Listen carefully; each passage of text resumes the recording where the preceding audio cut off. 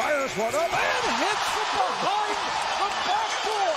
The National Basketball Association is a cultural institution, not only in the USA, but even internationally to a degree. With COVID-19 and the way the world is changing, what type of changes can we expect in the NBA? What does the future of the NBA look like? Let's take a look. What does the future of the NBA have in store for us? It is difficult to imagine the NBA in 2020 resembling the NBA in 2010. For the season, teams scored an average of 110 points a game, attempted 34 three-pointers, handed out 24 assists, and had 101 possessions. The team averaged 100 points a game 10 years ago, while also making 18 three-point attempts, dishing out 21 assists, and having 93 possessions. In summary, the modern game is faster, higher scoring, and significantly more reliant on the outside shot and ball movement than it was in previous generations. Several analysts believe that Steve Kerr, Stephen Curry, and the Golden State Warriors were responsible for ushering in the NBA's pace and space era in 2014. Their influence on the league shows no signs of waning. While scoring has decreased slightly this season compared to last, the pace of play has increased, and the league is on track to set another record for three-point shooting. The Warriors' outside-in approach has quickly established itself as the industry standard. The four teams who averaged the most three-pointers per game in the 2019 playoffs, the Houston Rockets, Milwaukee Bucks, Golden State Warriors, and Toronto Raptors, were the four conference finalists in their respective conferences. In the words of the assistant coach, the league found a better way to play. It took some time, but the general consensus is now that everyone agrees on this. As of right now, we haven't reached the tipping point with too many three-pointers, and I don't expect to till the next few years. More rest for players. It was in part because they were the last men standing after injuries ravaged by the Warriors that the Raptors won the NBA championship in 2019, and Toronto's careful handling of Kawhi Leonard's minutes was seen as a sign of things to come by some of their competitors. It was a contentious topic throughout the 2010s, as some critics claimed the schedule was aggressively long and certain coaches, like San Antonio's Greg Popovich, were purposefully resting players to make up for lost playing time. However, several prominent players have sustained long-term injuries as a result of the NBA's truncated preseason, which was intended to space out the regular season and reduce back-to-back games. Recent months have seen the release of Silver's proposed schedule reforms for the 2021-22 season, which included cutting the season to 78 games, introducing an in-season tournament, adding play-in games before the playoffs, and reseeding the playoffs while still in the first round. When taken as a whole, they represent a drastic departure from the league's long-established 82-game schedule and 16-team playoff system, which have been in place since 1967. According to one Eastern Conference executive, I believe stars will play fewer games and there will be less criticism when they miss games in 2030. I also believe that the 78-game proposal is only the first step. If Silver can replace the revenue that has been lost, he'll be able to cut much more in the future. Keeping the stars as healthy as possible is the most critical factor for the company's financial success. Players will have more power. The decade of the 2010s will be recognized as the beginning of the era of player empowerment. After making the decision in 2010 and following free agency moves in 2014 and 18, James set the tone for the rest of the league, while Durant shocked the league with his 2016 transfer to the Golden State Warriors. Leonard, Chris Paul, Carmelo Anthony, Dwayne Wade, Chris Bosh, Paul George, Anthony Davis, Kyrie Irving, and Dwight Howard are just a few of the talents that have left town in free agency or forced trades, among many others. This movement was made possible by changes to the NBA's collective bargaining agreement, as well as the league's improving financial situation. Shorter contracts provided players with greater bargaining power. A surge in the maximum compensation made it easier for superstars to avoid long-term contracts, and an increase in the wage cap enabled stars to form alliances. Many people, including Silver, who has long championed the benefits of competitive balance, were critical of the super team era, and they included Silver himself. When the NBA and the National Basketball Player Association have the opportunity to opt out of the current labor agreement, agreement, which was reached in 2016 at the end of the 2022-23 season. TNT pundit Charles Barkley has predicted that the owners will use hardball negotiation methods. "Our entire strategy is based on stealing the next superstar," Barkley said in an interview with the Washington Post. "This is extremely unfortunate. I believe that the owners will decide to kick the players out. Player exchanges are not permitted, and we will not tolerate them. General, it is just not fair to the overall balance of the game. People who believe these business owners will not take action are delusional." Silver increased the severity of tampering sanctions while also expanding the scope of the oversight system. When it comes to structural adjustments, the NBA owners may advocate for a tougher salary cap that would make it more difficult to accumulate many superstars, a franchise tag that would lock a player into a certain market, or longer contracts to reduce the number of free agency transactions. High school players in the NBA. The NBA is largely expected to allow high school players to enter the NBA draft directly as early as 2022, with the first round taking place in 2022. For athletes to be eligible under the current one-and-done rule, which has been in effect since 2005, they must be at least 19 years old and have graduated from high school at least 1 year before the start of the season. Changing the regulation will benefit top prospects such as James Wiseman, who has struggled with NCAA eligibility difficulties, as well as LaMelo Ball, who chose to play overseas rather than compete in the NCAA. Many basketball watchers believe that the Preps to Pros system is more equitable for players than it was in the early 2000s, and that the NBA's developmental infrastructure is better ready to handle adolescent prospects today than it was ever before. Over the past decade, the G League, the NBA's minor league, has seen significant growth, adding 13 franchises to reach a total of 28 teams. From next season forward, the league will grow to include Mexico City, and it is projected that every NBA team will have a designated minor league affiliate in the relatively near future.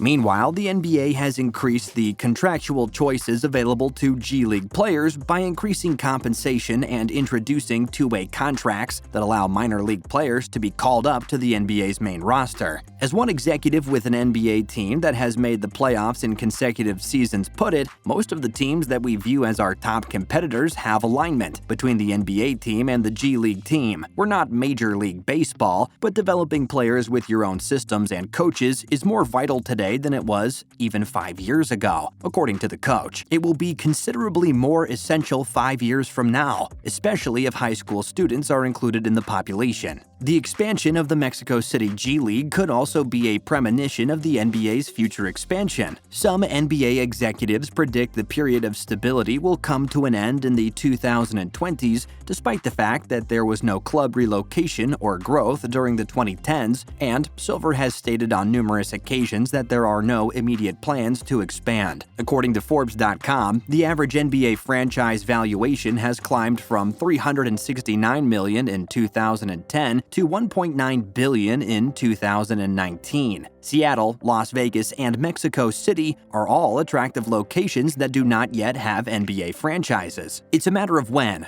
not if, we expand to 32 teams, a team executive said in advance. The sum of money is excessive. Final thoughts. The NBA season marked the shortest offseason in league history, lasting just over 2 months after the inflated, long-delayed NBA Finals, which took place in October, 4 months later than the NBA Finals are usually held in the spring or summer. This is most likely a far more significant factor in the ratings decline than woke politics. In the midst of the country's worst COVID rise in decades, the 2020-21 season began during the holidays and was rushed and chaotic. It was also marred with injuries to its top stars, who were used to having significantly more time to heal their bodies between seasons in the previous years. LeBron James, the most famous and popular player in the NBA, as well as the league's most valuable asset, missed nearly a third of the season due to injury, and the Brooklyn Nets, who have 3 of the most popular players in the game in Kevin Durant, James Harden, and Kyrie Irving on their roster, only had those 3 players on the floor together on 9 occasions throughout the season. Games were played in relatively empty arenas, with simulated crowd noise, stringent and isolating COVID protocols, and consistently disjointed play throughout the competition. Despite the fact that it has been a long, difficult season, Commissioner Adam Silver, as well as the majority of the league, will be anxious to put this season in the rearview mirror in 2020-21. What effect COVID-19 will still have on the NBA in the coming year or two is also important to consider. Probably very little, even though the league is losing a lot of revenue, they should be able to absorb this period. All in all, everything bodes well for the future of the NBA.